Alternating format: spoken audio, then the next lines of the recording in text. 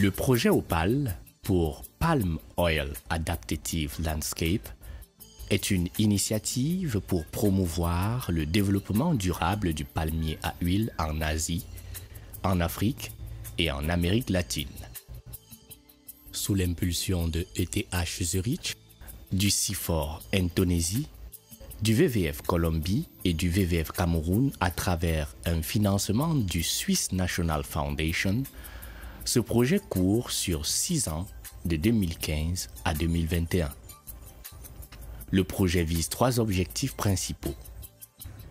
Les parties prenantes travaillent en synergie en partageant des informations sur les résultats obtenus par les uns et les autres pour faire émerger un secteur de petits planteurs viables.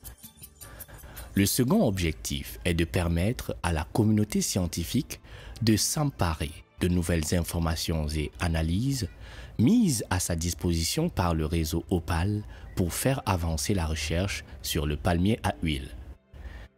Et enfin, le troisième objectif vise à porter ces informations au niveau des décideurs en vue d'influencer le processus de prise de décision sur le palmier à huile. Réunis à Douala, les différents acteurs de l'initiative ont passé en revue les objectifs du projet et élaboré les prochaines activités jusqu'en 2021.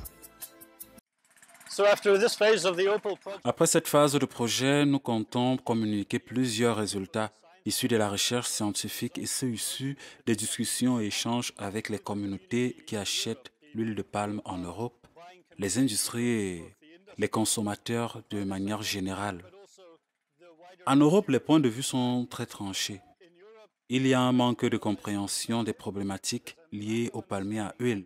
Nous sommes là pour aider à la meilleure compréhension de cette complexité, non seulement au Cameroun, mais aussi dans le monde entier. Une descente sur le terrain à l'usine Soca Palm de Dibombari, ainsi qu'auprès des petits producteurs d'huile de palme de la région, a permis aux participants de confronter l'expérience de leurs différents pays avec celle rencontrée au Cameroun dans la production de l'huile de palme. La différence n'est pas évidente quand on entre dans les plantations ici au Cameroun.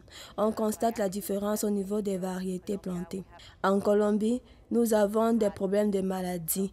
Maintenant, nous avons des espèces hybrides, des palmiers nains qui facilitent le travail.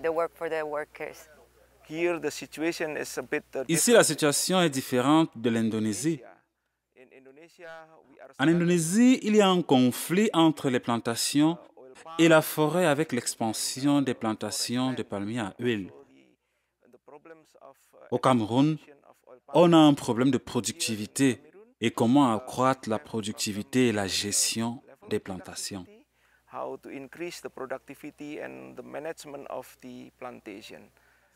La réunion de Douala a permis ainsi d'évaluer le travail mené sur le terrain au cours de ces dernières années. Certaines personnes reconnaissent et discutent des impacts environnementaux, mais l'impact social et les opportunités sociales, on n'en parle pas beaucoup. Les gens se focalisent plus sur l'impact environnemental que sur les opportunités socio-économiques. Et c'est quelque chose que nous devons rectifier.